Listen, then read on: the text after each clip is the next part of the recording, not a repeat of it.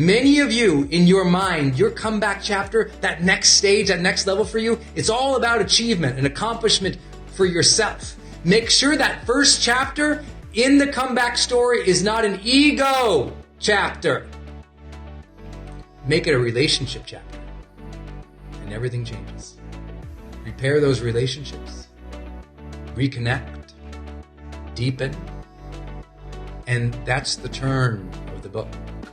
Hey, my friends, it's Brendon Burchard. I hope you are having a spectacular day today. I am thrilled to be with you and to really discuss and dive deep into how do you have that comeback story in your life. If you've been down, you've been out, you've been frustrated, you've been challenged, people have been doubting you, you've doubted yourself, you feel like you failed, you feel like you struggled, you feel like you're not breaking through or activating your full potential.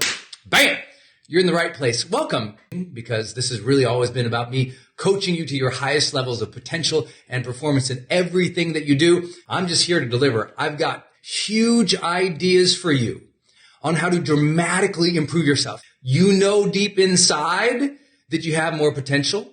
You know deep inside that you want more for you and your family. And you know deep inside, it's on you, my friend. It's on your shoulders. It's on your choice, your will, your thoughts, your desire, your discipline, your simple readiness to have a better life. And I've got here, I can see you on my phone, and I will be interacting with you throughout this time today to really take your questions, to engage with you, to coach you, to cajole you, to tease you, to push you, to put some good energy on you today, because no matter where you're at in your life right now, I want to let you know, I'm here, I'm cheering you on. You are not alone out there, that no matter what is that stress or that frustration that you are feeling, there is a way through. Life does get better. You do have more capabilities, and you're going to make a tremendous difference in this world. So wherever you are, have that hope, have that faith, and have that readiness today to do some deep work. We got a big session today.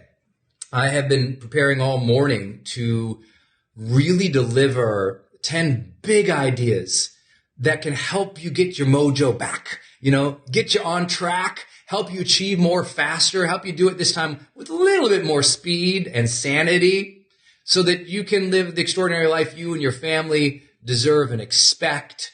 I know that it's difficult out there. I know that as many of you are climbing and working and clawing and pulling yourself up. And some days that's hard. And some days it can feel lonely. And some days you get frustrated because you got left behind, you got cheated on, you got discouraged, things are happening. But in every hardship story, there is that comeback story. If the character decides that's what has to happen. Because we can all have hardship and we can freeze, we can stop, we can literally stop our development in times of trauma, difficulties, challenge, and failure. But some people use that as an opportunity to challenge themselves, to develop, to grow into a better person, to give back, to make a difference, to inspire others. And I know you would not be in this program if that was not you. So I congratulate each and every one of you for your continued education in personal development. I know if you guys could raise your virtual hands right now, just like me, many of you are big old personal development dorks, that you've cared about personal development for a long time because you know that unless you do the deep work, sessions like this, you kind of forget or you go through the motions.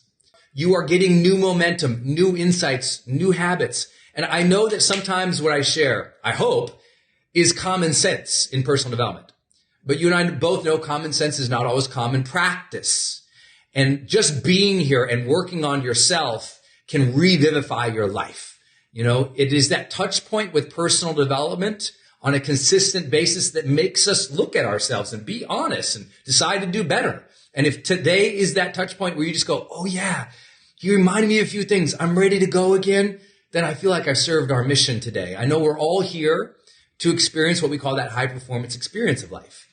Right? That higher level of vibrancy and connection and excellence in our lives. That's why we're here. I know that deeply. I know that there's another experience of life, and we want to touch it, and we want to rise up to it, and we want to go above it.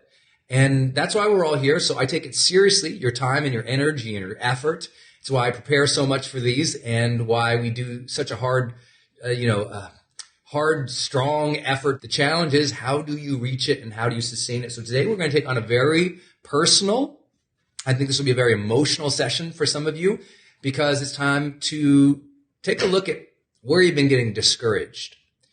And it's time to take a look at where you've been giving up. It's time to take a look at where sometimes you've played that, victim role or victim card a little bit, where, other people are at the cause and the problems and the blames. And I really have always found in personal development, the thing that inspires me to be my best is that messaging of, you know what?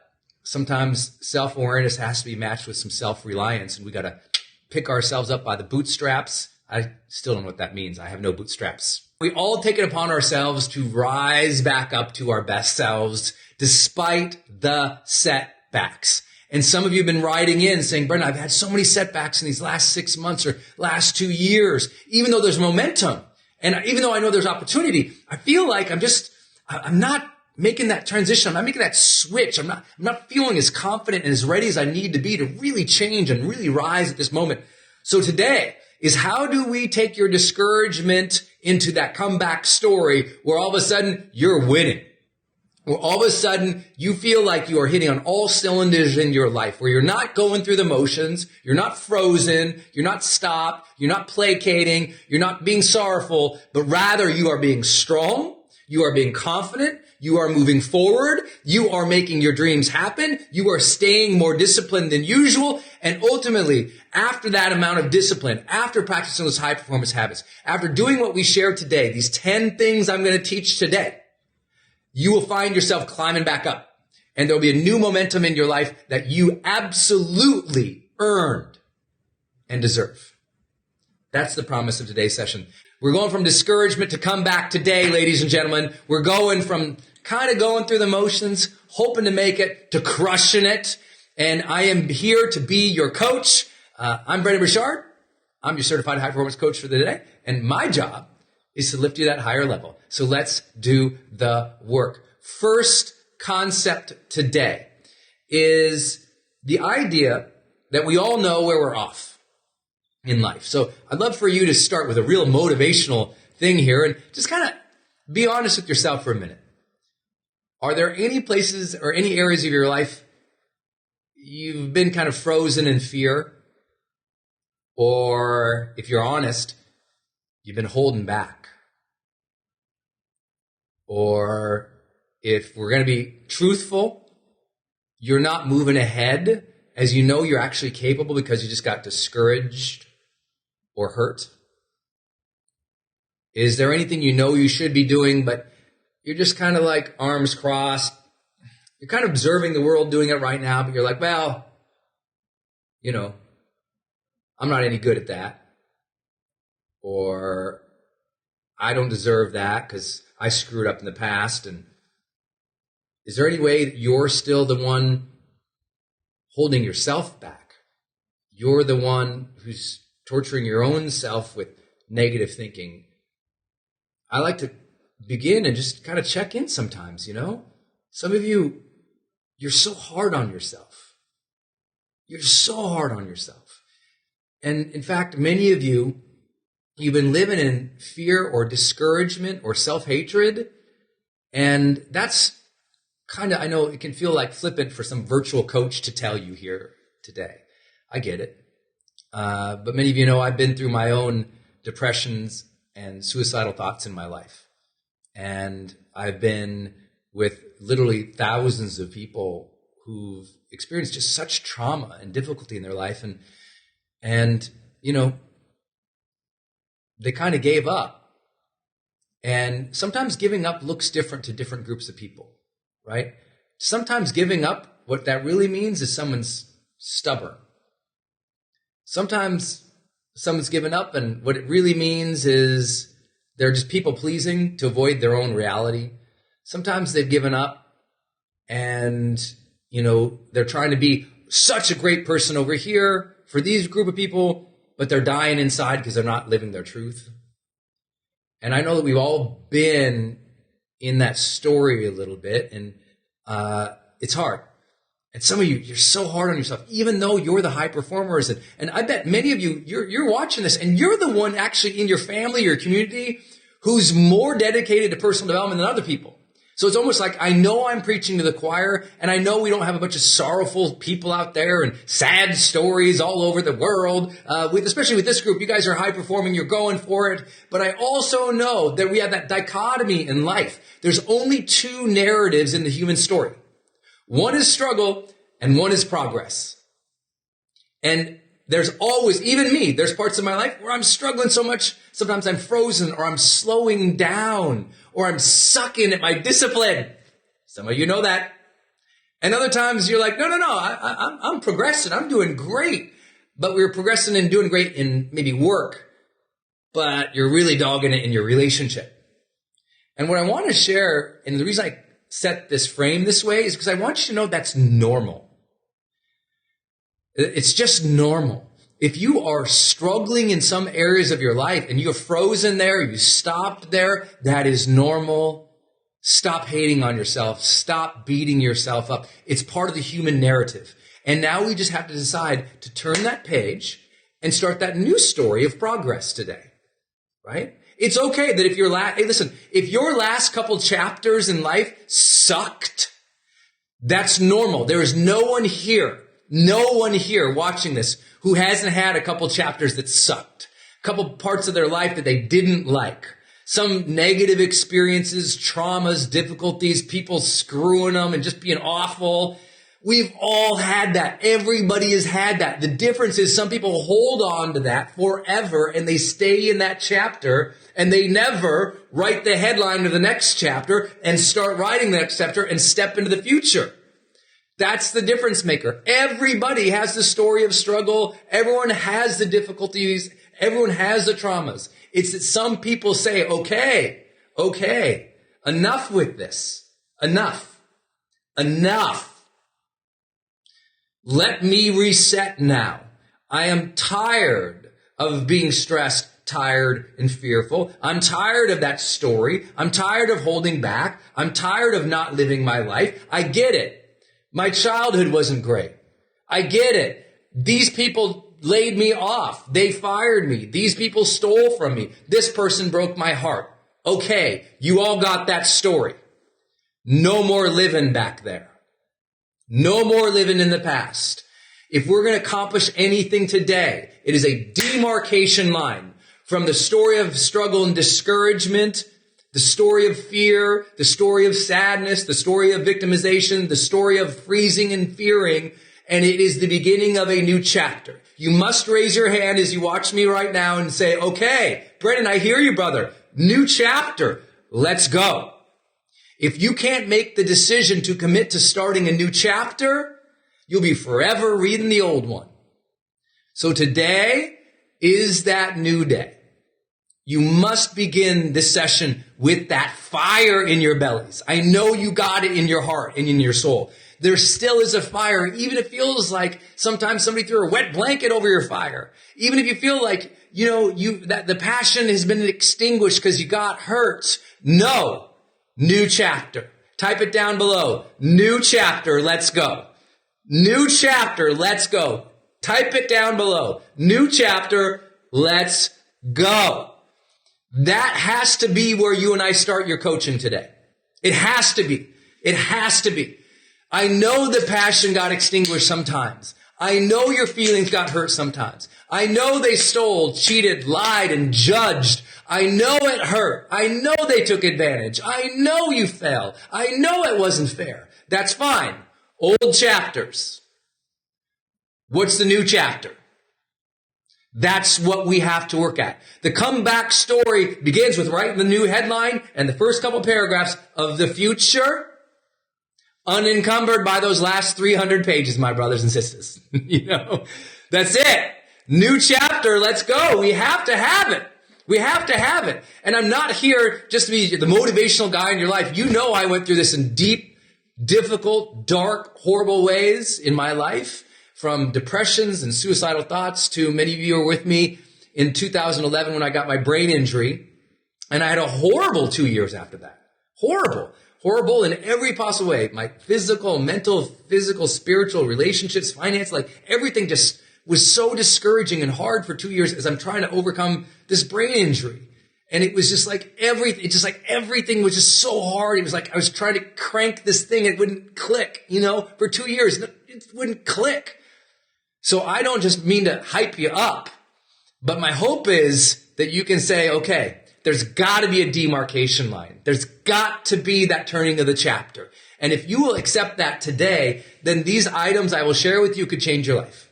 If you can't start with that readiness for the new chapter, then it's going to be hard to address some of the issues in your life that have been holding you back. Because listen, if we start talking about all the things that have been holding you back and you're still living in the past, guess what? When you start talking about someone's past or the issues holding them back, and they're not ready for the new chapter, what do? They get down on themselves. They start hating themselves. They give up faster. But if we can begin in a new context and be ready for that future and acknowledge where we've been putting on the brakes or where our fears have been, boom, we go faster. That's what I really believe. And here's my first thing. If you know it is time to revivify your life, that's a fancy word for a Montanan, by the way, to revivify your life, to re-energize, to reignite your life. If you know that is time now, if you genuinely know, like, gosh, I gotta turn it. I gotta crank on here. I gotta amp it up. I gotta get more disciplined. I gotta be more energized. I gotta take care of my family better. I gotta earn more. I gotta protect ourselves. Like, if you feel that sensation, that restlessness, that fire, that frustration, that hope inside, you damn well better listen to that close. That message is coming through you. And if it's in your heart, I'm here to tell you, listen, my friends. Listen to that. Listen to the rumbling inside. Listen to the restlessness. Listen to the whispers. Listen to that part of you saying, holy cow. We got to now turn it up again. And if we can do that, that's where it starts, okay? That's where it starts. So with that in mind, principle number 1 out of 10 different things we're going to talk about today, okay? Principle number 1, do not wait until X happens for you to start changing your behavior, changing your lifestyle, changing your habits, and starting this new chapter. Do not wait. Many of you are in a wait story. You're in a waiting pattern. I want you to think about this. You're like, oh, no. Soon as the kids leave, Brendon. Once the kids leave. Yeah. Then we can be happy once the kids leave. Things will be good. We're just going to wait. No. It's time to start living your life each day. I had this friend of mine recently. It's kind of funny, literally, a person who's been, someone I've been coaching at a high level for multiple years in our certified high performance coaching program. And this person literally said to me on a coaching call this last week, said, oh yeah, Brendon, I've been waiting to change my diet here. I'm going to do that, but I'm going to wait till after rehab. Literally said, I'm going to wait until after rehab. I'm like, what? No, but that's how, and you all do, I hope you think that's as funny as I do, but listen, it's just as silly for you to be telling yourself, well, I'll wait until I feel better one day. I'll wait until one day, the kids leave. I'll wait until I'm rich. I'll wait until we get the new house. I'll wait until we start the new job. I'll wait until we move to the new city. I'll wait until she finally says yes. I'll wait until he finally approves. I'll wait until I finally feel like it. Do not wait until tomorrow is the beginning of the new chapter. Because the new chapter always begins with a new way of thinking, doesn't it? It starts with the new way of being in the world, new habits. And you don't have to wait for people to understand you. You don't have to wait for anybody to give you permission or approval.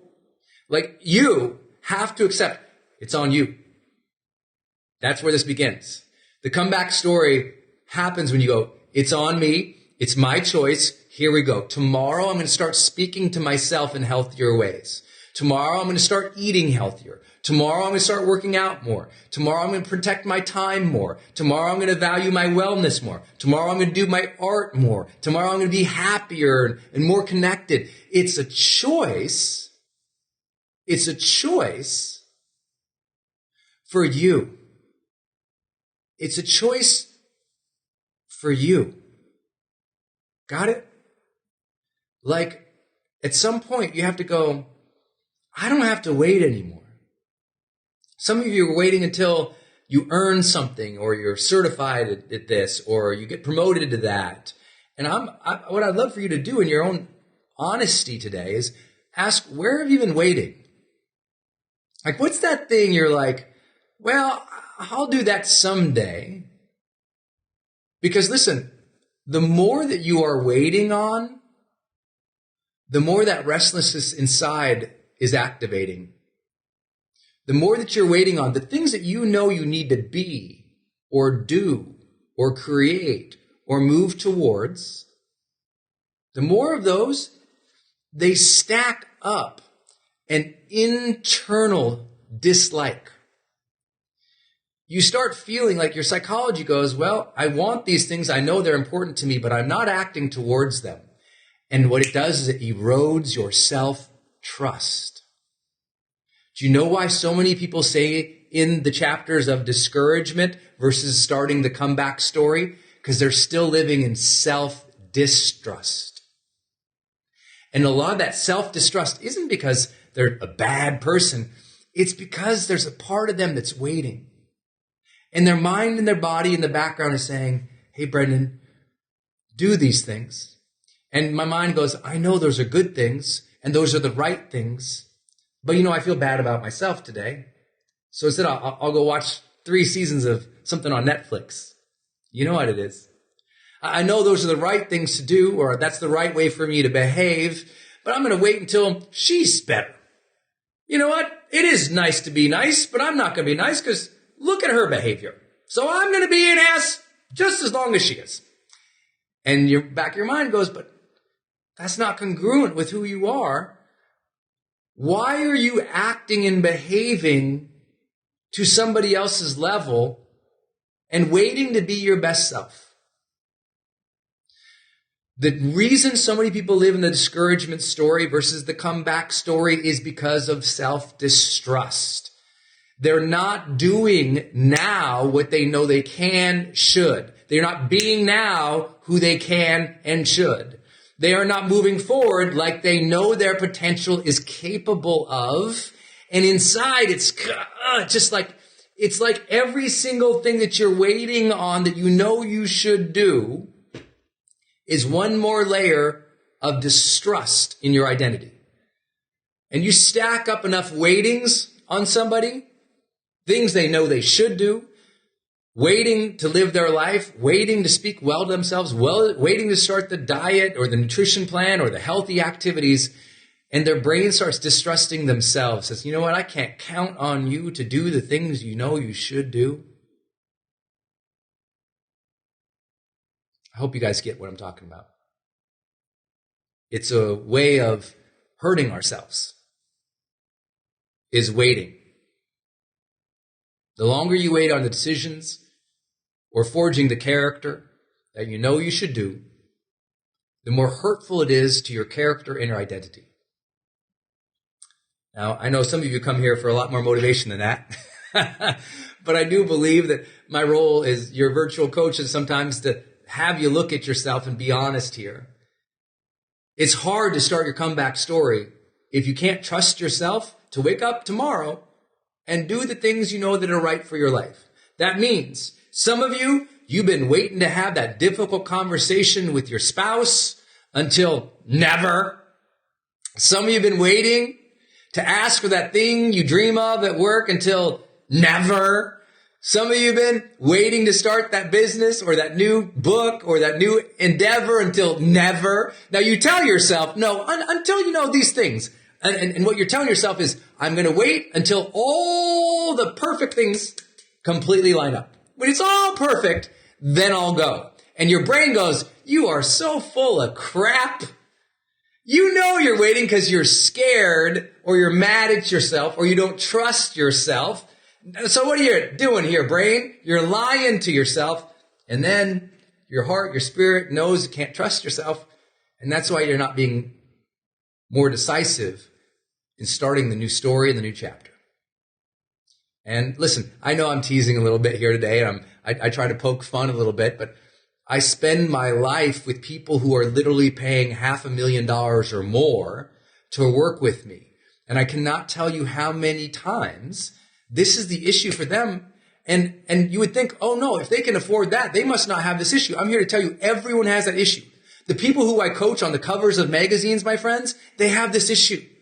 When I was down and out and my worst of myself, I had that issue. I know you all have that issue. We all do things that create self-distrust inside. And so do not wait. Do not wait until the perfect things. So what I'd love for you to do is you got a journal here today. And I hope you have a journal somewhere, a piece of paper, napkin, write it on with lipstick on the floor if you have to, or wherever you got to put it. I don't care where you got to put it, ladies and gentlemen. What I'd love for you to do is write out the do not wait list. Right? Do not wait to say I love you to my spouse, even though you might be in a fight.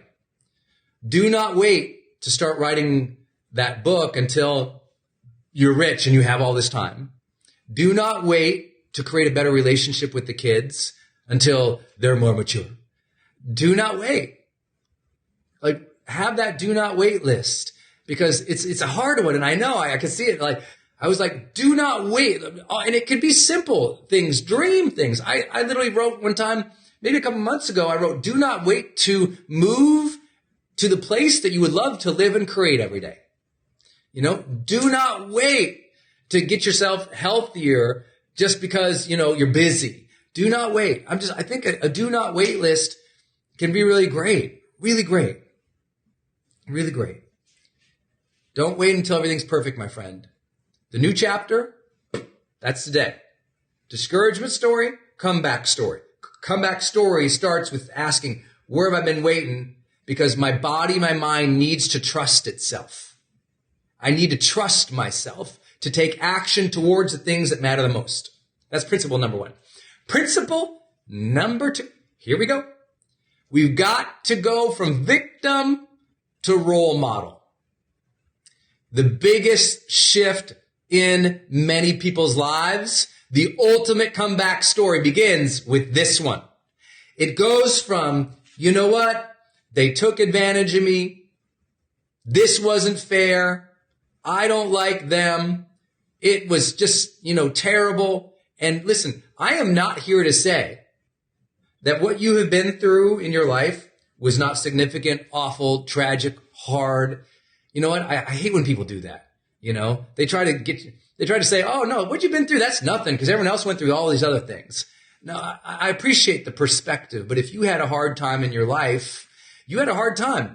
Maybe you weren't equipped with the coping mechanisms to deal with it, or the maturity or the support. Maybe somebody really took advantage of you. I get that. Trust me.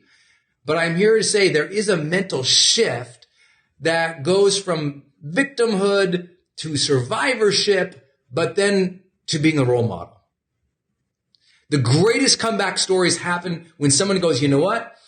I need to overcome this because my kids are watching.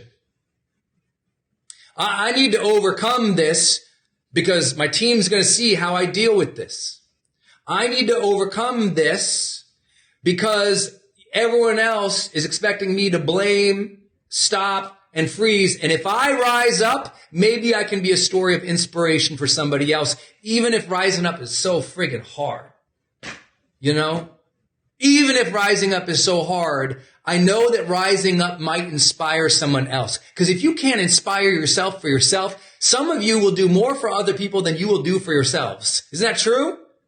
Some of you will do more for yourself for other people than you will do for yourself. So I always tell you, if you are down and out, that's why I always say, ask who needs you on your A game each day. It's on a card right next to my computer. Who needs me on my A game today?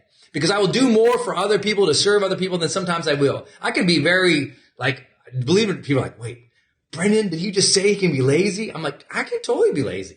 I'm from Montana. I can chill out on the mountain or on the lake or in the river with a fly pole all day happily. All right. I'm good at chilling. But I also know that many people don't make a turn in their life. They don't realize that if they could overcome it, they could inspire people. It was one of the things that kept me going when I had the brain injury. I know we got a lot of new people here, but in 2011, I wrecked a four-wheeler, an ATV. And I wrecked it in such a way that I really damaged my body. I mean, if you ever see this big scar on my hand that some of you guys have seen, I got a big metal wrist going on right here like a bionic guy. I threw out my hip, dislocated my shoulder, cracked a couple ribs, and ended up with a brain injury. And to me, as I was going through that, I was so cognizant of the fact, I was like, you know what? Because there's so many days I couldn't control my emotions. I didn't have hope for the future. I couldn't even see the future anymore. My ability to look out far in the future was kind of gone. And it was like, oh man, it sucked. There were so many days I was super sad because my emotions were all over the place because of the injury. It was an awful experience. But there weren't too many days that I lost perspective in such a way that I never really forgot that, you know what? Someday I'm going to have to explain that I had a brain injury, and I'm either going to go, gosh, I had it and my life still sucks. Or I'm going to say, you know what? I had it and I did everything I could to come through, even a physical limitation like that. And it's not in any way making myself, the hero of the story, because some of the people who inspire me the most, I have a friend who, literally cannot walk, lost use of both of his legs in war. And he's one of the champion wheelchair basketball player guys, right? And, for years and years, he was miserable and sad and hated himself. And obviously, to lose the ability to walk, to become paralyzed. But he just said, you know what? I'm not going to be the person who goes through this and gives up on life. I'm going to get the training, the support, and do the work to try to lift myself into something, because it's the choice we get. We're going to give up and check out, or we're going to work hard and rise up. That demarcation line, discouragement to come back. Give up, check out, or engage, rise up. One thing we know from the world's largest studies of high performers is they always say they're fully engaged in their experience. And I always love that. It's because we're either avoiding things or running from things, or we are engaging it and facing it head on. But what lifts us is when we can go, you know what? If I pull through this, man, it's going to be a good story. If I pull through this, man, some people are going to see this and be inspired. If I pull through this, okay, something good is going to happen. I don't pretend that it's easy, but I do pretend to tell you that you got a choice. You're going to stay with this story where you're down and out. People took advantage of you, and you're going to relive this one and play it forever and relive those old chapters over and over, read them over and over and over and over and over again. Or you're going to start telling yourself a new story, that you got an opportunity to rise and be the role model for someone who's going through the same thing. I'm not the only one who ever went through a brain injury. So I hope that my efforts to recover, to do the hard work over that 2.5-year period can inspire some people. Say, hey, you know what? Maybe I don't just have to accept where my mind, body, and brain are. I can rehab. I can change. And I've always been inspired by people who did that. I really do believe that. I really do believe that. I will also say that the role model mindset is integral to the highest level of success. Not just the comeback story. Let's go to the end chapters, right? The very end chapters of life. When you look back at life, we know that high performers view themselves as role model. And if you view yourself as a role model, even if today you suck, but you start adopting the role model mindset, how would I behave if I was a role model right now? What would I be saying to myself? How would I treat other people? What would I do?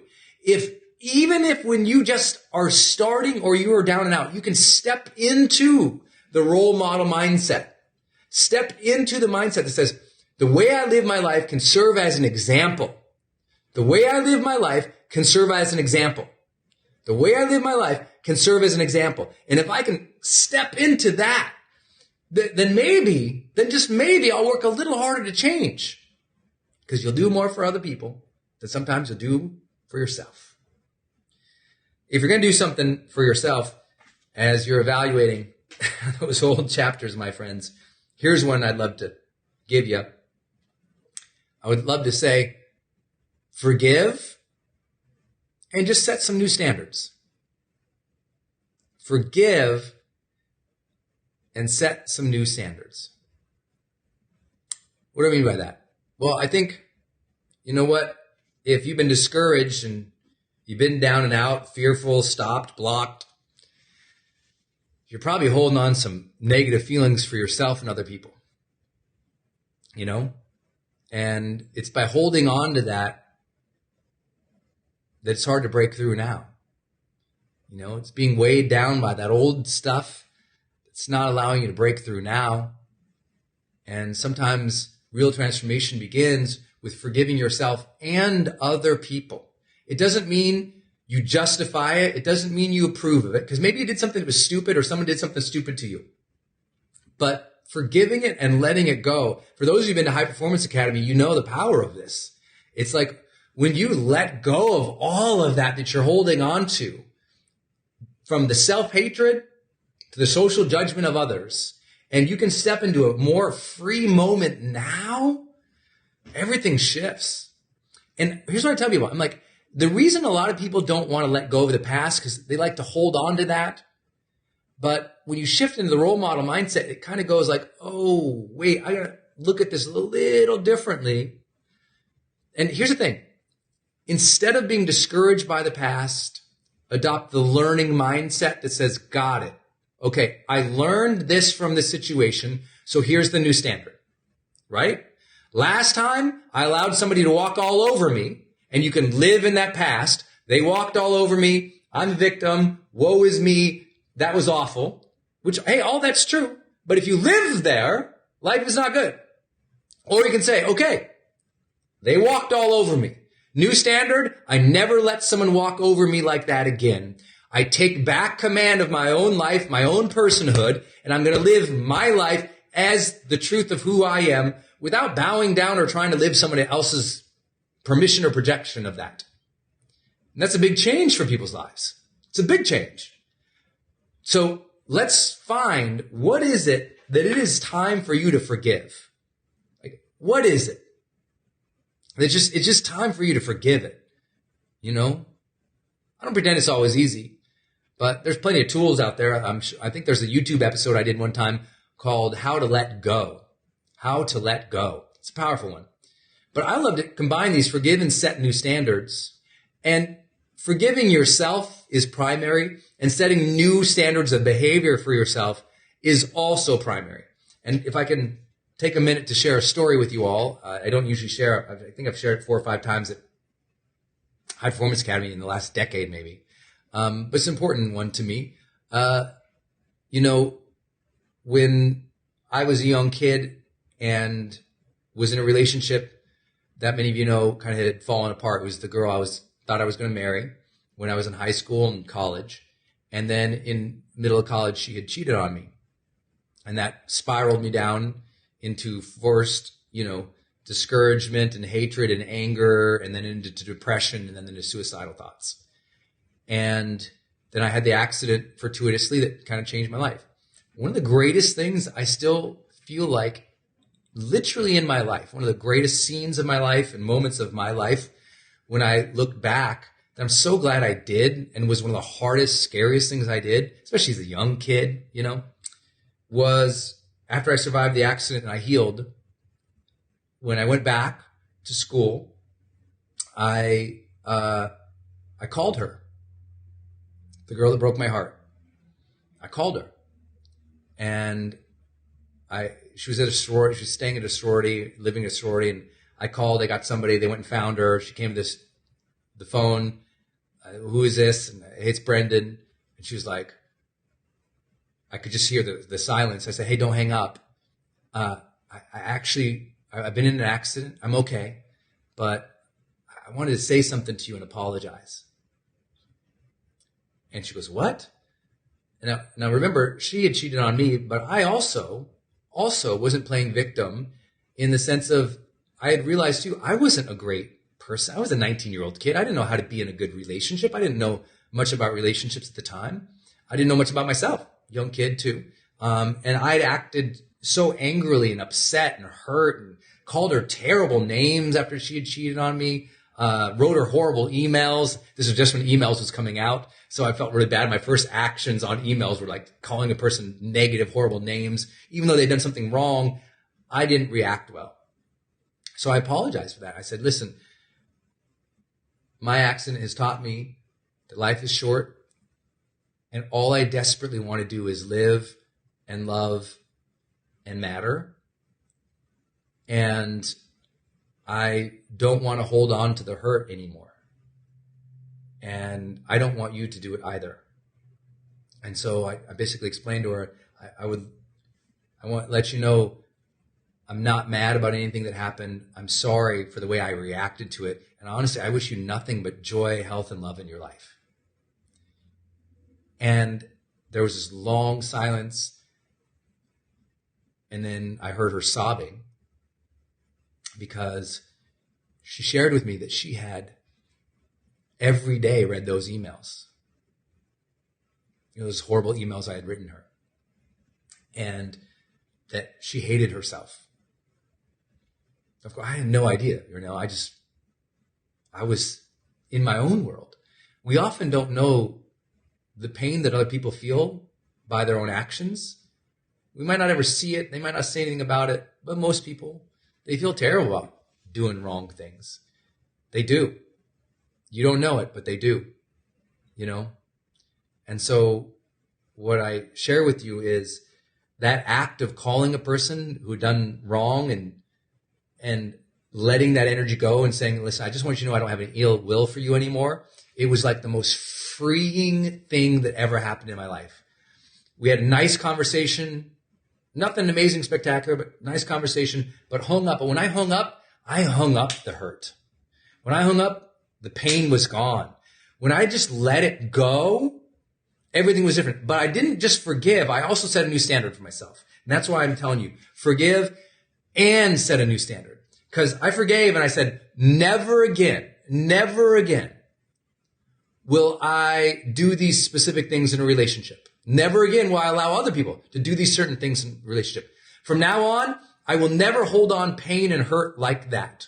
From now on, I will never lash out at people who hurt me. I will never go on that low road again of that hurt, young, tiny little kid who just is so angry. Instead, I said, no, I'm going to demand that I forgive this, because if I don't forgive this and put it down now, I will carry it for my life, and I'm not willing to carry it for my life. I want to be free. I want to let it go and be free of life, free. I'm not saying all of you need to pick up a phone and call somebody and forgive them. But I would love for you, at least in your own mind, to make that call to yourself.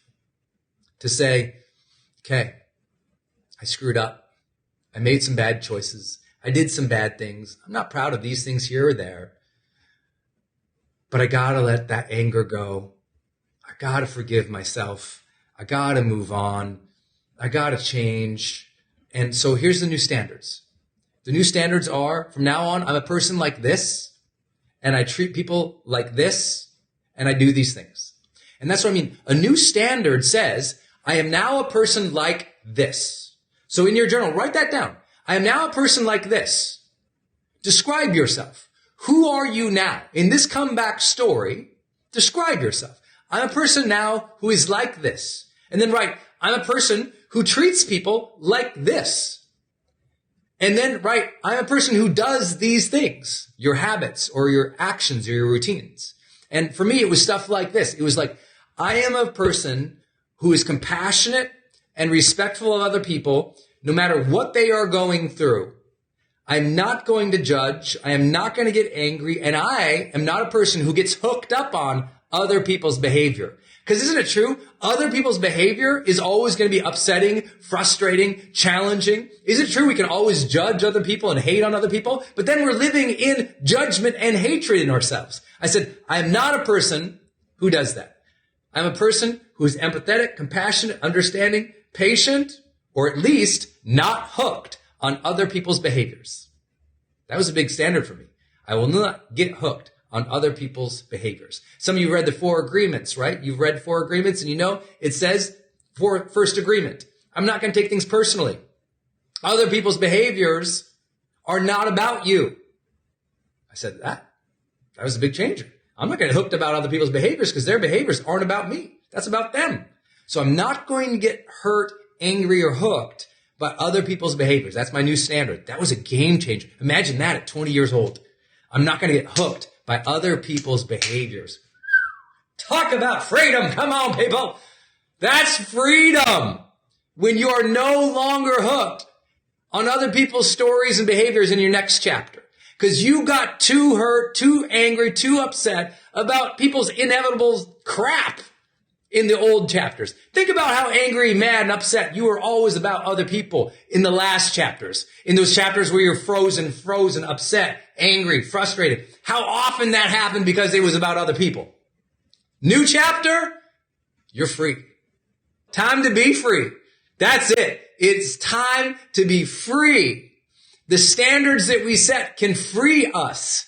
The standards that we set can free us. My standard was no longer am I going to be hooked by other people's crap. Hallelujah, let's go. I also said, in treating other people, I am always going to treat other people with dignity, even if I don't like them. I'm always going to give people respect, even if I don't like them, because I'm not going to lower myself in any interaction with another human being. I'm going to play the high road. I'm going to act for my highest self. It doesn't mean I might not walk away and go, I don't like that person. But I am not going to mistreat people. Think about that. I am not going to mistreat people because she mistreated me. And so what did I do? I mistreated her. And so I perpetuated that cycle. And that means if you're perpetuating the cycle, you're just as bad as the perpetrator. Woo! If you perpetuate the cycle, you're just as bad as the perpetrator. Think about that for a minute. So if someone mistreated you and you mistreat them and now you mistreat other people because that person mistreated you, who's the bad guy? I said, new standard, Brendon. You don't mistreat people. Whoa. 20-year-old kid. Man, right? Game changer. That's the new standard. You don't mistreat people, Brendon. You just don't. Even if you want to, you don't. I grew up in a very physical environment in which, both punishment and culture were, a lot of fights. I grew up getting punched in the face, slapped around, smacked, belted. Wasn't good. But because I grew up in that very physical environment, I also developed a thing in high school and college that I fought people.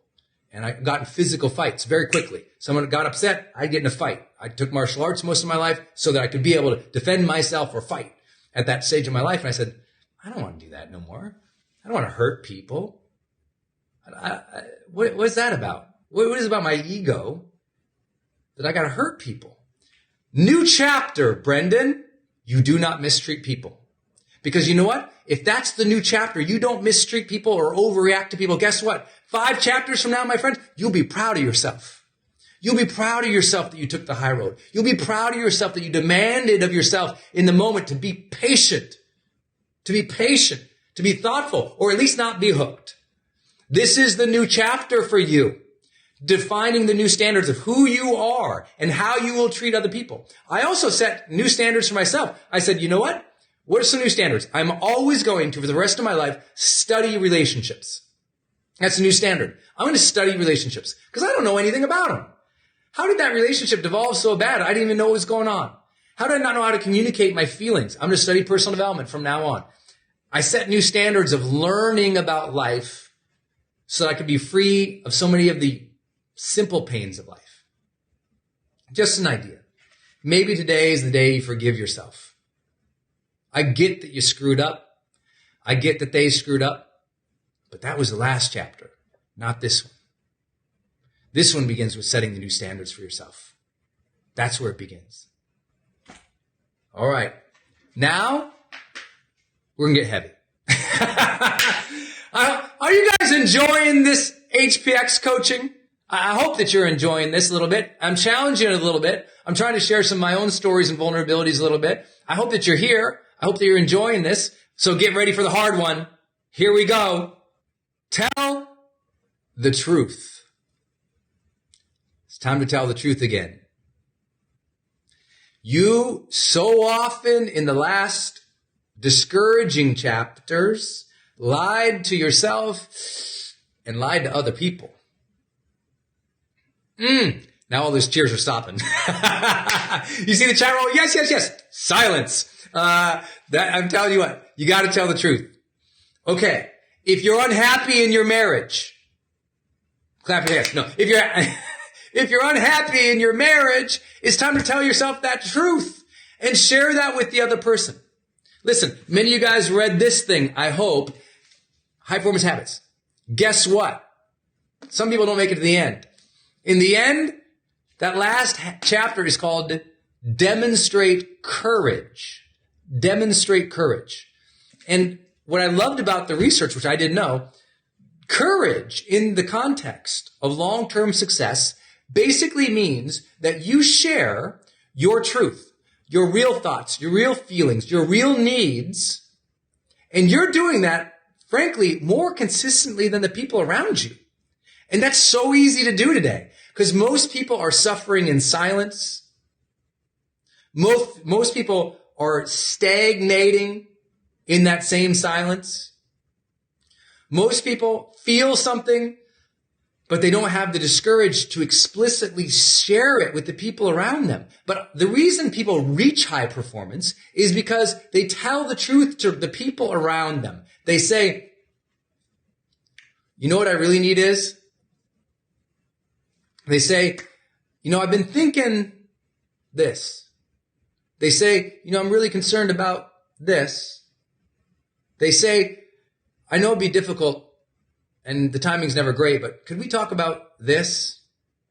Oh man, that stuff's hard. That stuff is hard. I know that stuff's hard, but it's time to tell the truth. You can't change in silence. You can't change if it's fake. You can't change if it's forever false. You can't change your situation, your relationships, if no one knows what's up. You got a lot of thoughts up here that you've been carrying sometimes for 2, 3, 4 years. You've had that conversation you've been waiting to have for 2, 3, 4 years and you still haven't had it. How long is it going to take? If you wanted to share it and it's still locked inside 3 years later, don't fool yourself. It will still be locked inside 20 years later unless you decide to unlock it now. You are the person holding the key. You are the only person who can demand that you communicate truth in life. No one can give you that key. No one can give you that permission. No one can give you enough high fives, hugs, accolades, awards, certifications, and approvals. No one gets to do it. And then one day, you got to face the truth. You got to face the truth. You got to face the truth. If you're out of shape, feeling terrible, lacking energy all day long, you got to say it. Geez, man, I feel terrible. And I got to face the truth. It's because of my own behaviors. You got to say, you know what? I don't feel the intimacy, the vibrancy, the connection, the relationship anymore. It's so hard to have that conversation. But how can they improve with you if you don't? Now, I know this is where many of you, if you are trapped in victimhood, you go, but Brendon, I shared the truth one time. I told them what was going on one time. And they were jerks. They were mean. They shot me down. Okay. So did everybody else here. We've all been shot down. We've all been discouraged. We've all met. We've all made requests and been met with stonewalling. We've all made requests and people minimized us, belittled us, teased us, hurt our feelings. Did you stop because of that? Did you not share with other people what your real thoughts and feelings were because of that? Did you stop living your life? Did you start suffering in silence because of that? Listen, it's just like, think about this. You all, a lot of you guys are entrepreneurs. I know this. And think about this. Really think about it. In sales and marketing, they literally tell you to expect like 7 to 30 no's before you get a yes. And you asked 3 times for something that you wanted in your relationship or in your job, and you got turned down 3 times, so you quit. I'm here to tell us, most people, they say they have tried everything. And the truth is they tried 5 things, and 3 people said no, and they quit. And I'm here to tell you, you never stop speaking truth. So in your journal, maybe a nice activity for you to do is to draw a big line down the middle. And what you do is tell the truth across the top, and you write, tell the truth to other people on the left and tell the truth to yourself on the right. And you list all the truths it's time to face in your life. It's time to face the truth that my 16-year-old hates me. It's time to face the truth that my relationship lost the pop. It's time to face the truth that I'm not moving towards finishing this book. It's time to face the truth that I keep blaming other people. And doing this, doesn't feel good, but it's the first step. And it's a bold first step.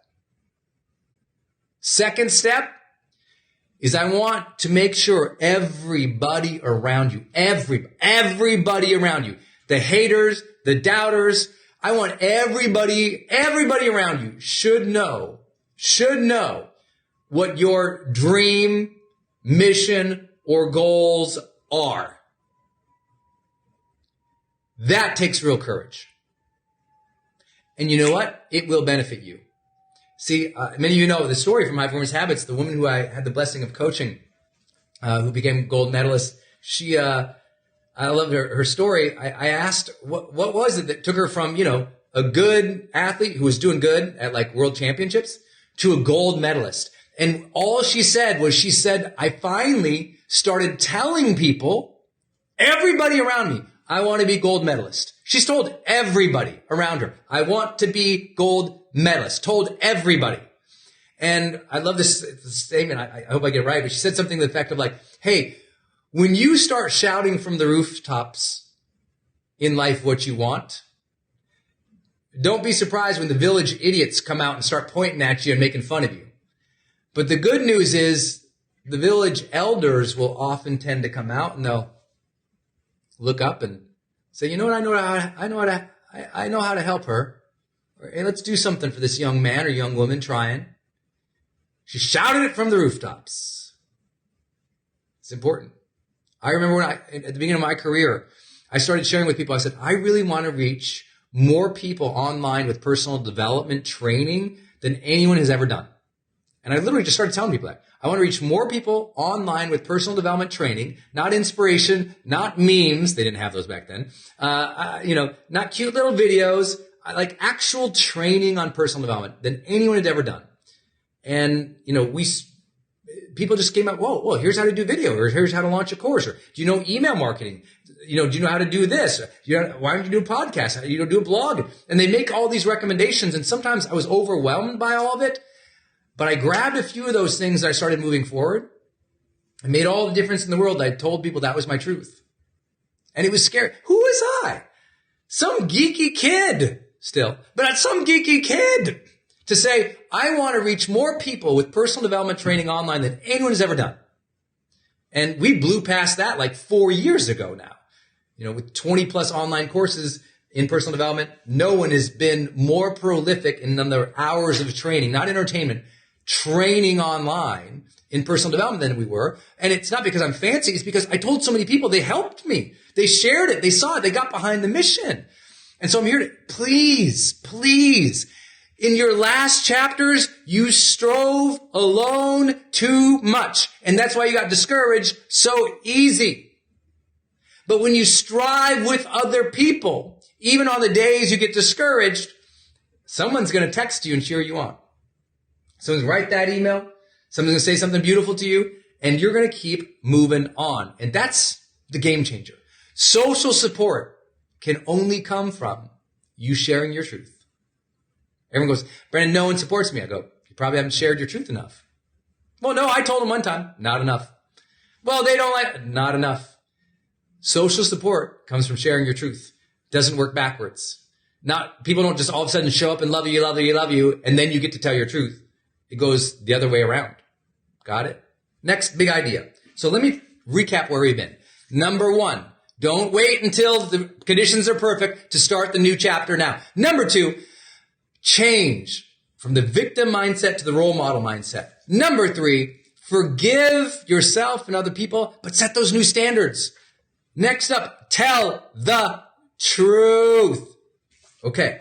Next thing, if you are in that comeback story, know that one of the primary, major, most important things you can do in this next stage, new chapter, is to deepen your relationships. The ones you already have. Here's what people make the mistake of. They want to change their life, but they keep looking for new people outside of what they already got to move forward or get bigger or succeed more. I'm here to tell you that every failure, frustration, step back of people I've worked with at the top levels, the way that they re-engaged and came back wasn't through millions of new people. Maybe they got in a new mastermind. Maybe they went to a seminar. Maybe they got 2 or 3 new friends. Maybe they got a new therapist or coach. We'll talk about all that.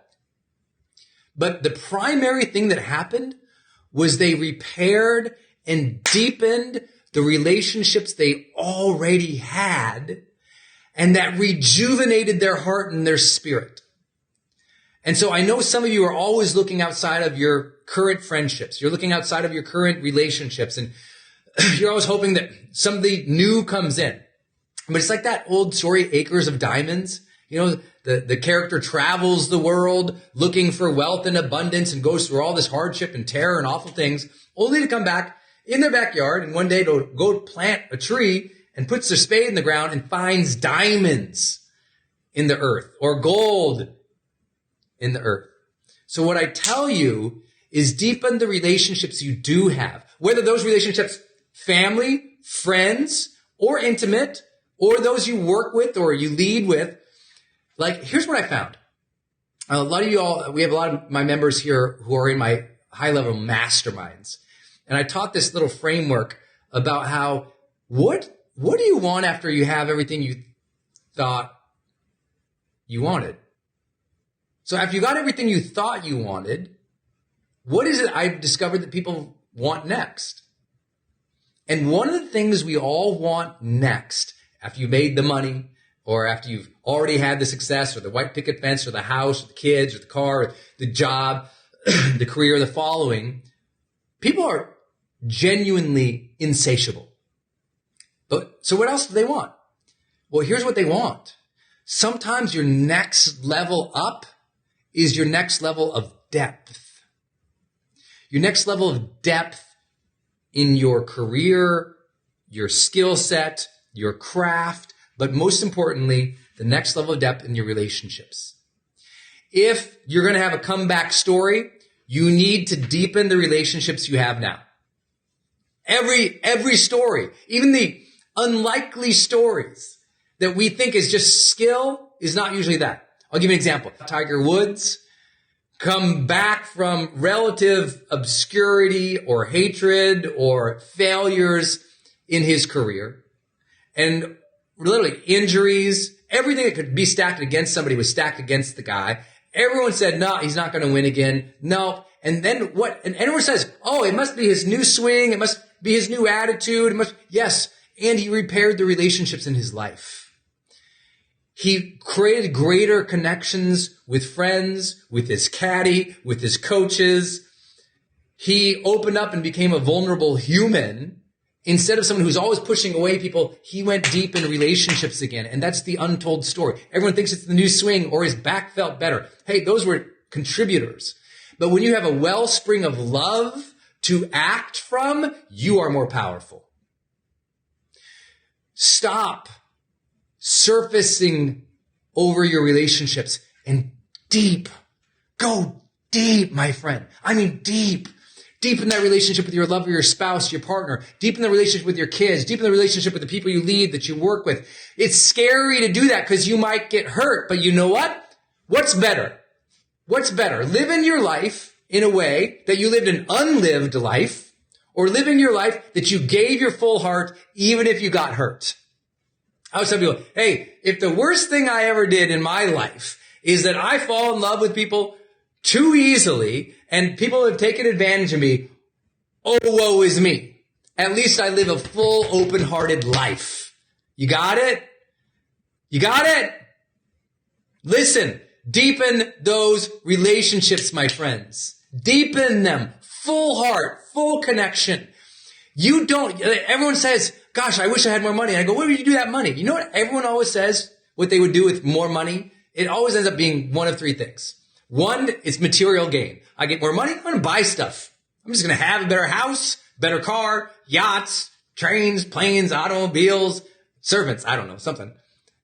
Number two, it's always about, maybe I'll be able to contribute better, give better things. But then number three, it's like, I'll have more time with what?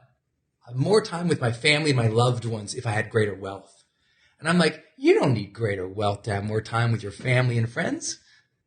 You need to put them all in a car and go to the park. Come on. Stop at the store, get a bunch of salads, sandwiches, chips, salsa, guacamole, get some of those, the iced tea drinks, some ice, go buy a cheap blanket or two, throw it on that grass, sit out in the park or the yard and talk with people. Relationships are made there, not here. Not on email, not on social. Like, deepen the relationships. Because listen, at the end of your life, what is standing around your bed? A bunch of phones with legs? No. What's standing around you? Your loved ones, your supporters, your friends, the people who you've created a life and a legacy with. So don't wait. Deepen those relationships. Your comeback story is intimately tied to your personal relationships. Your comeback story is intimately tied to your personal relationships. So geek out on improving your relationships. And if you're a person who, like me, in my 20s, I was like, I don't have time for that. Well, then time won't be your friend, my brother and my sister. If you don't have time for relationships, I'm telling you, time won't be kind to you. Because what time will give you is tremendous loneliness. What time will give you is lack of the difference or abundance you could have had if you had simply deepened your relationships. Because listen, you can't grow your team. You can't lead your business. You can't make more money without deeper relationships. You just can't. You can't. Everyone thinks it's about more volume of relationships. I'm like, it's about better quality of the relationships you have. So let's dig deep. Let's make sure this next comeback chapter, listen, many of you in your mind, your comeback chapter, that next stage, that next level for you, it's all about achievement and accomplishment for yourself. Make sure that first chapter in the comeback story is not an ego chapter. Make it a relationship chapter. And everything changes. Repair those relationships, reconnect, deepen, and that's the turn of the book. It's not the next achievement of the external to feed the ego. It's the next connection of the internal heart and intimacy with another person, friendship, leadership, marriage, family, friends. That's where life lives. Life lives in those moments where we're often in real relationship with other people. I know you guys know this stuff, but my job as your high performance coach is sometimes to remind you of the essentials and to live a principled life. The principles of life come back to who are we being? How are we relating with other people? What are we creating and contributing? How are we growing? And some of you, I know you got amazing relationships. Deepen them, add on one more. Some of you don't. Repair, deepen them, add on one more. I always tell people, it's like, well, Brendon, people say to me, well, I don't have any friends, Brendon. I'm like, you got one good friend? They go, yeah. I go, next time you go out with your one good friend, ask them to bring one other of their one good friends and expand your network of the goodness. I hope that will help you. I know that many of you guys know this, but my job as your coach is to help you revisit some things. Let's live a principled and connected life. That's my hope for us. Okay. Important things to do on the comeback story, my friends. Here we go. In this comeback, it is very important that you do some very simple things. Here we go. This one. You got to lock in your schedule. Lock in your schedule. You got to lock in a schedule. What do I mean by this?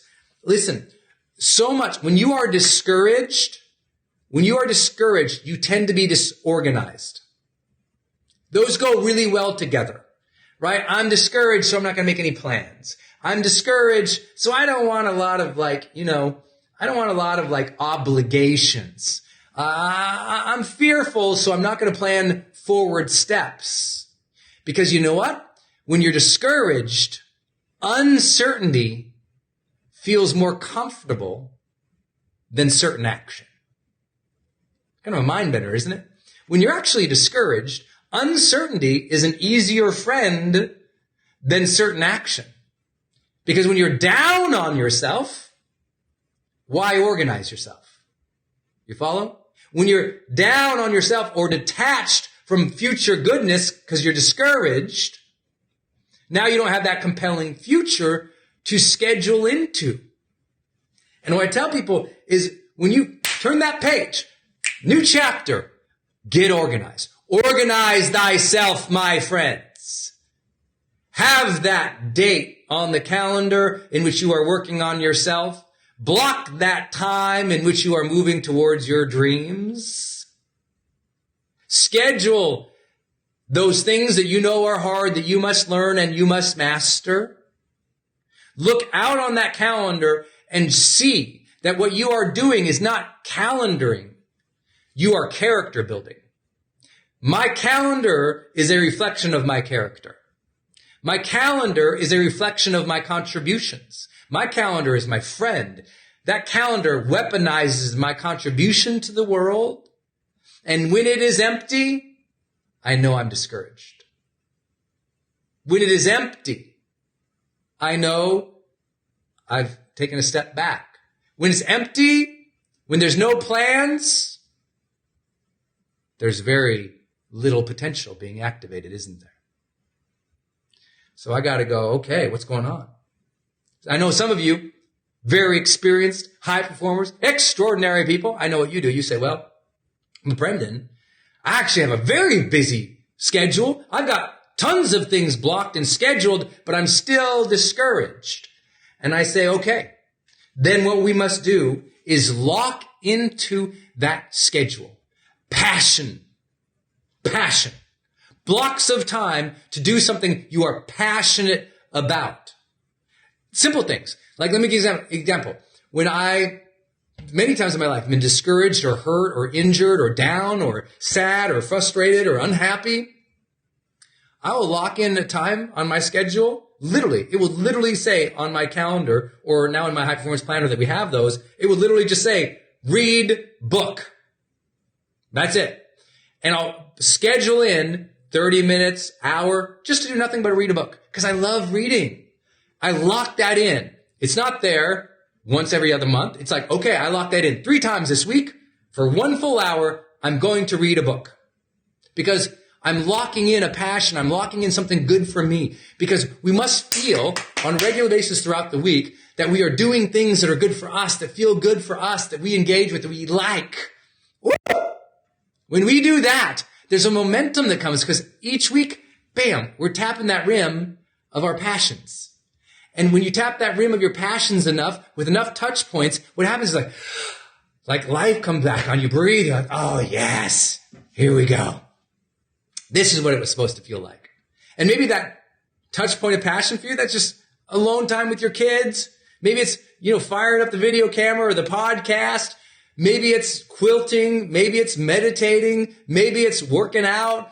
Maybe it's taking a walk. Maybe it's going for a swim. Maybe it's calling a friend.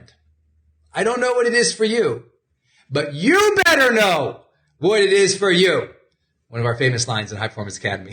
I don't know what it is specifically for you, but the concept is clear. Passionate blocks of time. Those have to be locked in. Lock in the good habits, good behaviors, good routines, good actions of your life. Lock it in. Stop having such a squirrely schedule all over the place. Because guess what? One of the reasons we get discouraged is because we have a lack of control. Right? One of the reasons we get a discouragement is because we have a lack of control in our life. So it's not that we have to control everything, but if we can add some things that we have controlled, scheduled for, and built that are good for us, it's a different experience. I hope that makes sense. It's just a different experience. You got to have those touch points every week where you're like, oh, I love that I did that. I'm glad that I scheduled that. I feel better because of that. If you don't have those, you'll get to the end of the week and you'll be like, it was a slog. I know some of you have that. You're having week after week after week of slog because you didn't lock in the schedule some passion time, fun time, rejuvenation time, connection time. Get that back in the calendar. I think you get it. Yeah? You got it. Here we go. As part of that, in your comeback story, the only way that can happen is if your energy is better than the last chapters. That means you got to prioritize your wellness. You got to prioritize wellness, as Oprah would say. Wellness. Oh my gosh, you got to prioritize your wellness. It's got to be so important to you now. Your wellness, you already know this from High Performance Academy. I hope you know this from my high performance work. I hope you've taken my wellness masterclass. I hope you guys just get this. You got to prioritize your wellness. That is your sleep. That is your nutrition. That is taking care of your mental brain and relaxing, releasing tension, meditating. That is working out. Specifically, making your health as optimized as you possibly can. Because when your health is optimized, listen, when you have buoyant energy, you're this annoying. No. When you have buoyant energy, all this stuff that usually trips up people, you laugh it off.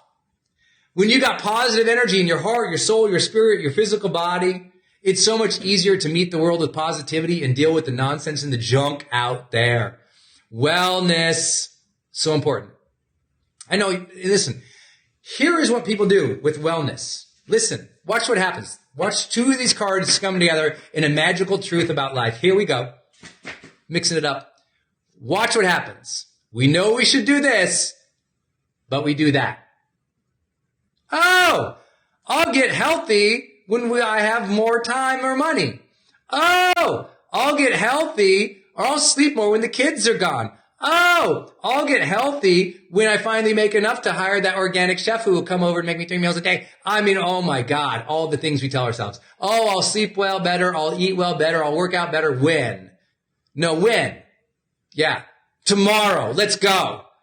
That's what you got to do. No more waiting to prioritize your self-care.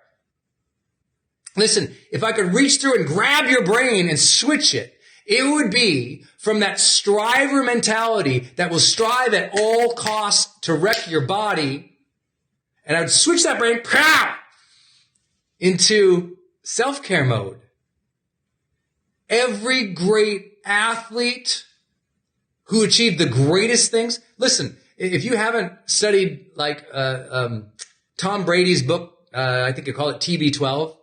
If you read Tom Brady's book, you start to understand, oh, the reason he's the best in the history of the world, the greatest of all time, Very, very few people would argue that. The greatest of all time, read his book. Look how he cares for himself. Wow. No kidding, right? I don't know how you guys are, but I was one of those guys, I wouldn't go work out unless I felt like working out. And a really, really smart, amazing Olympic coach said to me, Brendon goes, do you feel like Olympians and athletes feel like working out every time, Brendon? And they only do it when they want to? I said, no. He goes, you need a trigger or you need something to help you go do it. And I said, well, what do you do? And here's what he told me. He goes, well, I wake up or when I've scheduled the time to work out. If I don't feel like it, he goes, I take a pre-workout energizer. I put my earphones on, I crank it and I start walking there or driving there or whatever. He just got in motion. And I never took pre-workout energizers because a lot of them have like 200 milligrams of caffeine. Could you imagine me on 200 milligrams? I'd have a heart attack. I'm not caffeinated right now, just for the record. I mean, I can't do those kinds of things. So, I started saying, okay, well, that makes sense to me. Sometimes, I know many of you guys have told me in the past too in this forum, you'll have like coffee before you go work out because you'll get some caffeine or you'll do something. It's just a principle of me getting to work out more and I prioritize my wellness. This is so important to me. How can I do next week? I got to be on stage 5 days. Every day I'm on stage. On average, I'm standing 13 hours a day. Standing 13 hours a day. Teaching usually about 7 or 8 out of those hours, but standing backstage, front stage, walking down. It's an incredibly difficult thing. And if I didn't prioritize wellness, I would be going into that burnt out and there'd be no chance for me. But I know sometimes you think you're different than me or we separate. And I'm here to tell you, you are on the world stage and your energy matters. The kids see whether or not you are practicing wellness. The team sees whether or not you have the enthusiasm and the pop anymore. Like it is important for you. I know you know this, but I'm just trying to help you understand how important this is, right? How important this is. Okay. Next up, I think this is really important. In your next chapter, at some point, you must get a coach. Now, I know I'm your virtual coach today, but I want you at one point in your career or in your life, in the next chapter or section, get a one-on-one coach or trainer or somebody who lifts you to your highest and they are accountable for that one-on-one. Many of you know I recommend certified high performance coaches because I certified them. And this is not duplicitous because I'm not trying to ask to be your one-on-one coach. There's no upsells here today. Okay. What I want you to do though is have that gift of one person. I'm doing it virtually for you, but where you literally sit down and you have that dialogue in depth with one person whose whole career or job is on that point with you right there. It is a game changing. It's just, it's so huge to have that as a gift to yourself. And here's why I want to reference that. That is one of the ultimate gifts to yourself. So give that to yourself. Before you buy yourself the next new car or, the next new fancy whatever, at one point in your life, spring on getting a coach. I tell everybody that. If people say, hey, Brendon, I have new abundance. What should I do with that? I'm like, get a coach. Because until you've had that experience, you don't know your full potential. Next one. And you guys are doing this one with me, but I want to encourage you to dork out at another level because it is the comeback story. Every comeback story that I have ever seen in my life started with this one. Dive deep into personal development. That's PD. Dive deep into personal development. I want you each, listen, go to your bookshelf, grab those personal development books you have not yet read, stack them up onto your desk and start working through them. Like read that personal development again. Just get into it. Now I'm not talking, listen, I'm going to be very, very, very clear on this one as a recommendation to all my friends here. Everybody here. Here's my recommendation. I want you to dig deep into personal development and I want you to do it 3 specific ways. Number one, do monthly scheduled personal development, kick butt. But number 2, I want you to be always, every day, listen, every day, this is my 30-day challenge for all you people Team HPX, let's go. 30 days. For 30 days, I want every one of you, every day, to read personal development for 30 minutes. Every day. Now, on average, most people in North America are spending at least 75 minutes on social media every day. Not for work, just like browsing. So what I'm going to ask you to do is cut into that and read from a book, real book. Not listen to it, read. Even if you go, but Brendon, I'm a bad reader. Even if you say, but Brendon, I'm dyslexic. Book. I want to challenge you to read a book in personal development every day for 30 minutes, 30-day personal development reading challenge. Every day, 30 minutes. I'm going to promise you, you're going to have the best month of your life because it forces you and challenges you to look at your life in a different way. It really does. It's so key. I know that many of you already have this practice. You're listening to podcasts, but I want you to do a book, a real physical book. It's different. And I think it's important that we do it offline and with multimedia. No. Just with the book. A good old-fashioned book by yourself or in the house, whatever's going on. But just, physical, real book. Read it. Write in the margins or on but like in a book, 30 minutes a day of personal development. I've done it pretty much 22 years of my life. And I've never seen a comeback story where someone didn't dive deep into personal development again, including a Tiger Woods, including, Olympic athletes, but also including people who just were down and out and had a crappy, how many of you ever you were in a bad space in your life and then you read personal development and you changed? That's me. Suicidal kid, started reading. I started reading, Wayne Dyer, Dale Carnegie, and texts from Earl Nightingale stuff. That was like game changer to me. I would read, if I were you, read some Dale Carnegie because it's classic.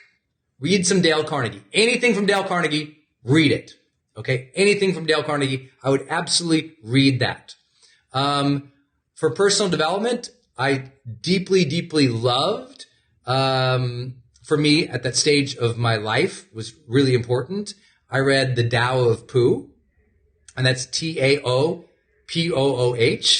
The Tao of Pooh, which was a story of Winnie the Pooh, kind of learning Taoism. It's like Taoism told through Winnie the Pooh. It basically is the best way to learn how to relieve stress and not get hooked about dumb drama in your life. It helped me get rid of drama. Man's Search for Meaning was the third, most pivotal book in my life. Man's Search for Meaning. So many of you guys have that stuff. Okay. I got a challenge for you. A hard one. Here we go.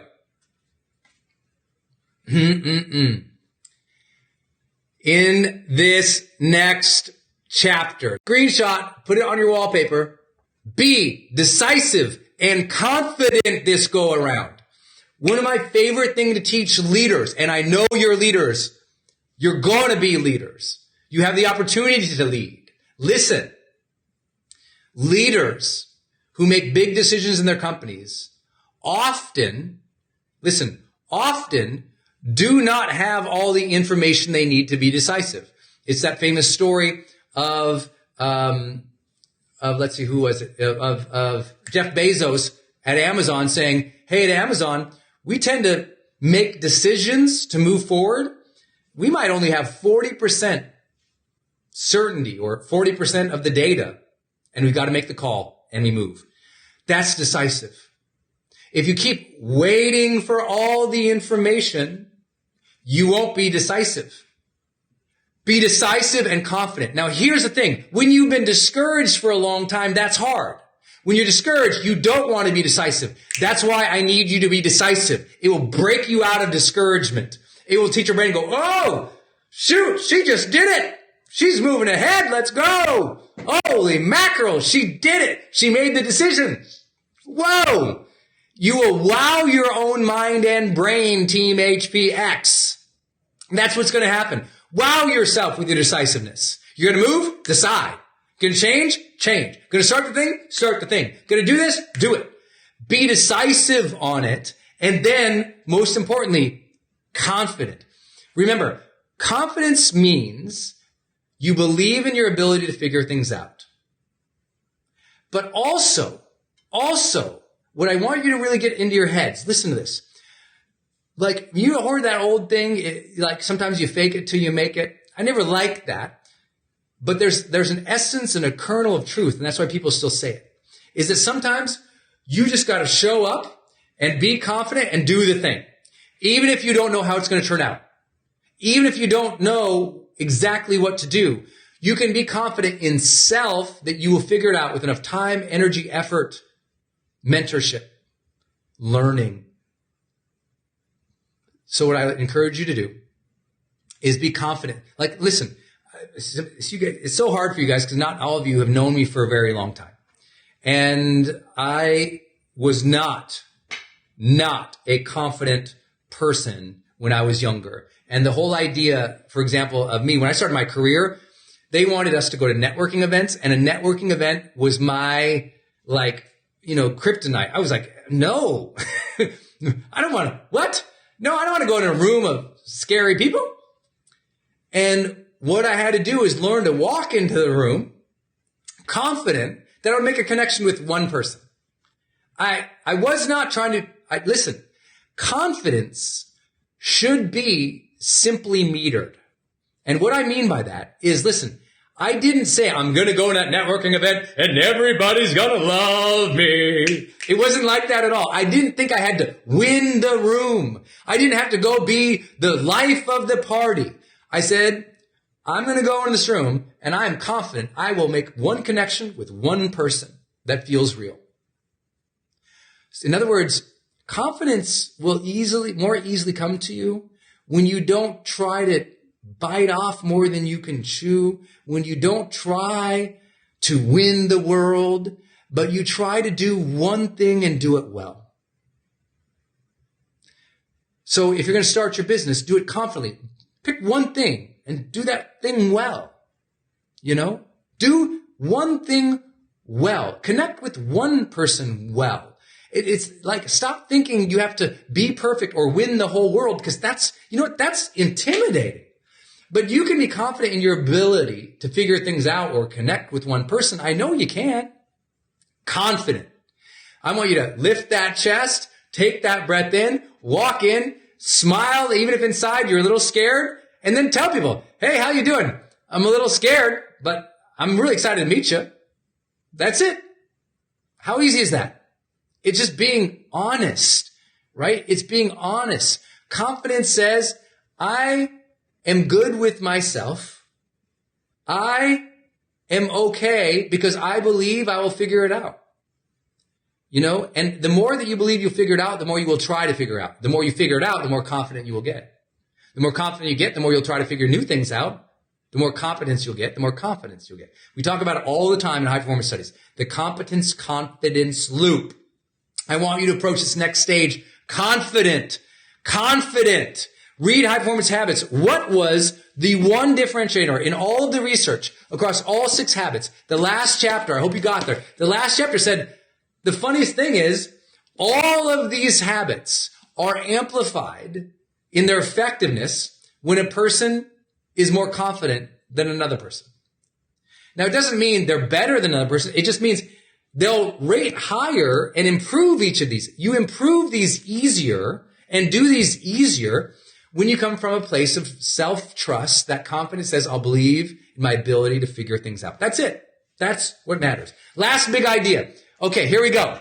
Oh, I know I'm coming down to the wire, guys. I hope you're enjoying this session. Here we go. Last big idea for everybody. In this next comeback story, here's what I want you to do. Every step of the way in this next comeback story, we said share your truth, right? Tell the truth. I also want you to share your journey.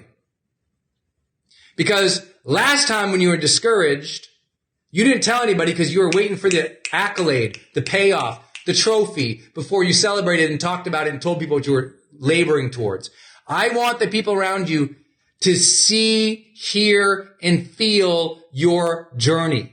Tell them what you want, but also tell them, this is hard. This is difficult. Here's what I did today. Like, bring people along on your journey. Now, many of you know you got to do that in social media, right? Take people on a journey with you. You'll build a bigger tribe, Team HBX, right? You'll build a bigger tribe if you're sharing your journey and taking people with you. But you'll also get more social support, not just when you say what you want, but when you're sharing what you are doing. Hey guys, I did this today.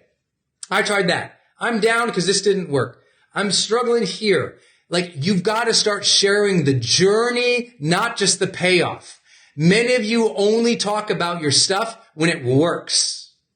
And that is why you're so discouraged. Because guess what? Most of the time it doesn't work. That means most of the time you've been in a place where you're silently striving without any support because you're not sharing the journey.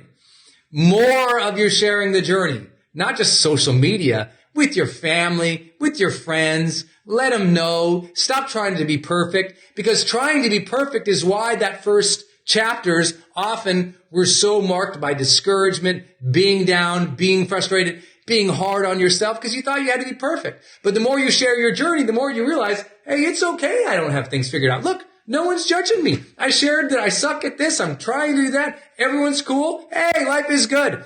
Life is good when you're sharing your journey. Life is miserable when you're striving in silence. All right, my friends, I hope that this gave you a taste, a feeling, a sense, a note, something to write down, something that was true for you today. You can keep reaching higher performance in your life if you keep revisiting this personal development. If you keep doing the work, if you keep striving, stay committed. I'll show up. Will you? I'll show up. Will you? I'll give the best I got. Will you? What we are doing here together is keeping each other lifted up, cheering each other on, growing together. I hope that it is still very valuable for each and every single one of you. I'm proud of you for dedicating your time today for personal development with me or anybody else. You being on this path and committed to you growing and serving and giving, it's an honor. We believe that everybody wants to be more vibrant. I hope you felt that today. We believe everyone wants to be more connected. I tried to weave that through what we're doing. And we believe everyone wants to be more excellent, driven at what they do so they can be more successful, have more abundance, contribute better. So I hope there was some excellence that you felt today, that you felt challenged to get back on your A game, to rise, to claim your comeback story. My friends, it's your time. So go out there and live that high performance experience. And as my wife Denise is always saying, which I love, she says, listen, every single day you have a choice. You can either choose to be average or you can choose to be extraordinary. So my friends, go be extraordinary. Hey, it's Brendon. I just want to thank you for watching my channel. There's so many other teachings and trainings on this channel, so please enjoy. Thanks for being here. Also, for those who want to go to another level, I have an upcoming Certified High Performance Coach Certification Week. This is where I teach you and certify you to become a world-class life coach. We call them Certified High Performance Coaches. You can click the link in the description right now to apply and to learn about our upcoming certification week. If you want to go to another level as a life coach and you want me to certify you and help you, make sure you click that link and take advantage of it right now. Enrollment is open today.